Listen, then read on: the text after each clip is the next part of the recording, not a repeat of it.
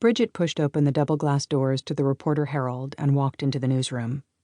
She glanced at her watch as she headed toward her desk. She still had 10 minutes before her meeting with her editors to discuss a controversial and delicate story she was working on.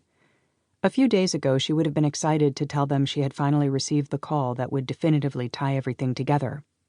Since the doctor's visit, she was struggling to keep everything from spiraling into a tailspin. She looked toward the conference room.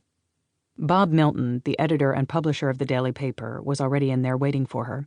He was a tall, burly man with thinning gray hair. The black suspenders he wore over his white shirt accentuated the deep red in his tie. Bridgette reached her desk, and she could see he was reading something, his head bent fully into the paper before him. His suit jacket was draped over the chair at the head of the conference table.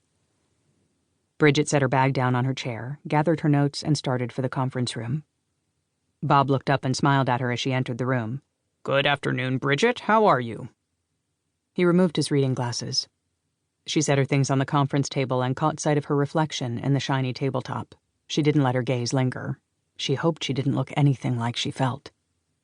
"I'm fine, thank you," she said, and removed her suit jacket and placed it over a chair adjacent to Bob's. She began flipping through her notes as managing editor Jack Diamond entered the conference room. He acknowledged them with a quick nod. "So fill me in," Jack said as he sat down. "I got your call, and you're saying everything you've been able to round up for the story has been confirmed." There was an extended silence as both men stared at her. "Bridgette," Bob said, "is everything all right?" "Probably came from your side. How could you say that to me, Elliot?"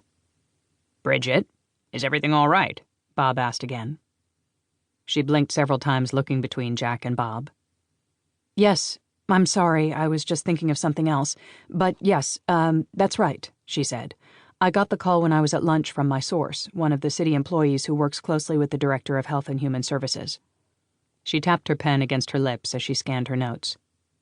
The source was able to confirm that Barbara Appleton, the director of the agency, is in fact a hoarder, and it was her house animal control raided. "They raided the house because?" Jack asked.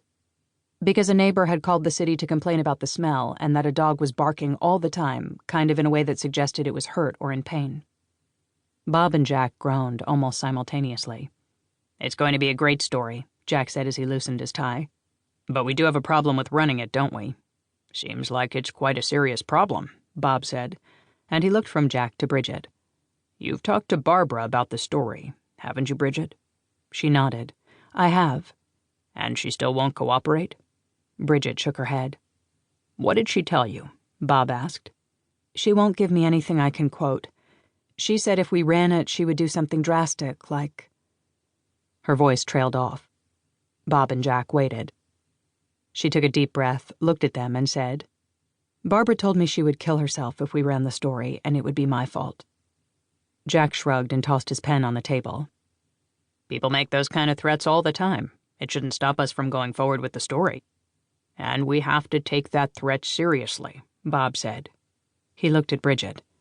"Do you think she's serious? Or could she just be saying that hoping you'll cave and won't write the story?" "What are you going to do about the baby?" "Me? What about us? You're going to need to fix it." "Bridgette? Bridgette, are you sure you're okay?" It was Bob's voice. "You seem distracted this afternoon. Do you need a few minutes before we continue?"